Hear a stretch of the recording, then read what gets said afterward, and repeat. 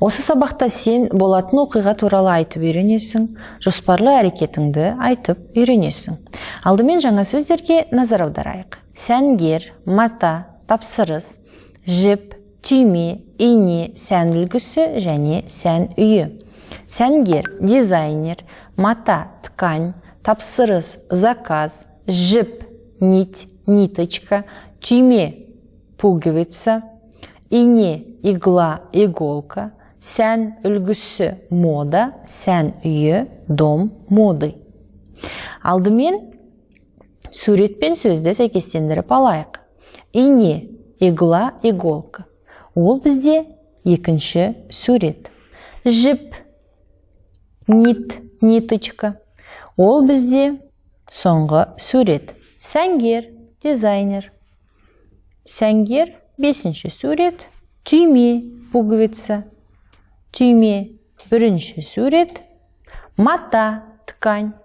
Мата, төртінші сурет.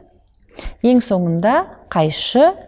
Қайшы деген ол үшінші сурет екен. Енді диалогты бірге оқиық. Ертеңгі жоспарың қандай? Мен ертең мата дүкендерін аралаймын. Бүрсігүні үлгілерді дайындаймын. Арғы күні қайда боласың? Ая сән үйіне барамыз, ұмытып кетпе. Жаңа сән үлгілерін көреміз. Ұмытпаймын. Одан арғы күні қайда барасың? Одан арғы күні фабрикаға да бару керек. Жақсы, уайымдама, бәріне үлгереміз. Мүмкін фабрикаға сенбіде барамыз, Біз сенбі жексенбі күндері жұмыс істемейміз. Тауға шығып кетеміз. Енді диалог бойынша сөйлемдерді бірге аяқтап жазып көрейік. Бүгін ол тапсырыс берушінің өлшемін алады. Ертең қайда барады? Ертең мата сатып алуға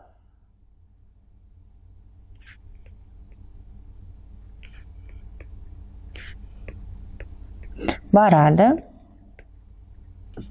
Бүрсігүні не істейді?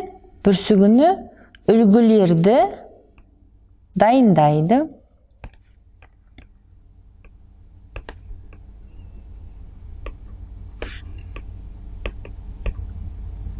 Арғы күні не істейді?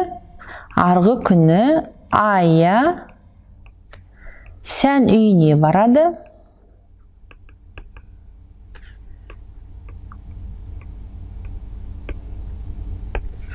Одан арғы күні не істейді? Одан арғы күні фабрикаға барады.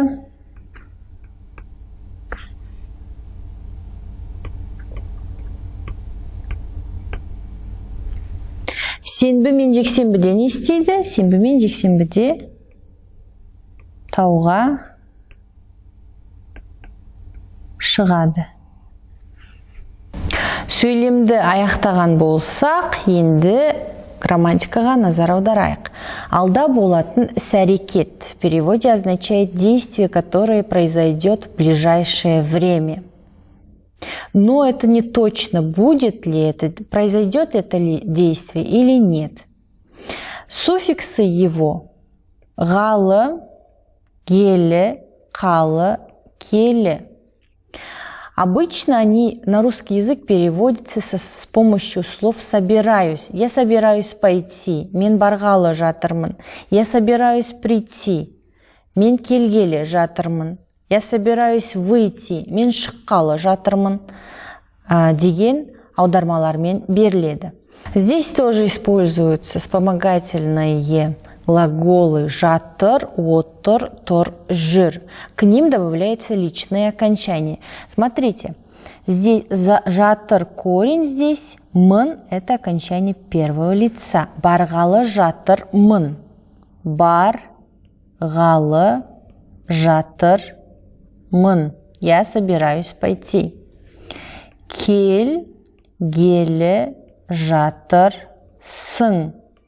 Ты собираешься прийти. Шыққалы, жатыр, сыз.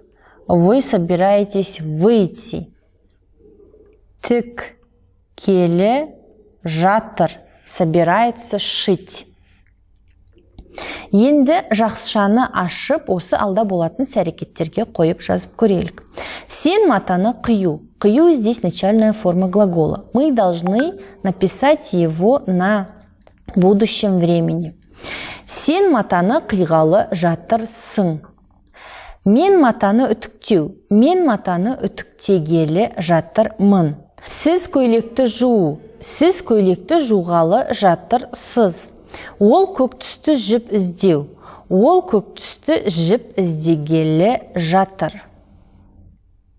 Енді өткен және алда болатын әрекеттерді бөліп көрсетейік. Давайте найдем из этих предложений прошедшее и будущее время и распределим их на два столбика.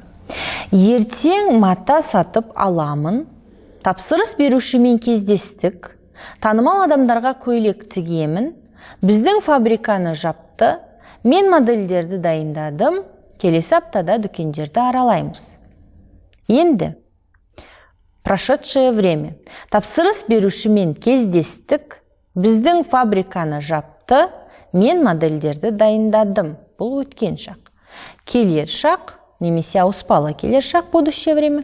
Ертең мата сатып аламын. Танымал адамдарға көйлек тігемін. Келесі аптада дүкендерді аралаймыз. Балалар, біздің бүгінгі сабағымыз аяқталды. Келесі жүздескенше.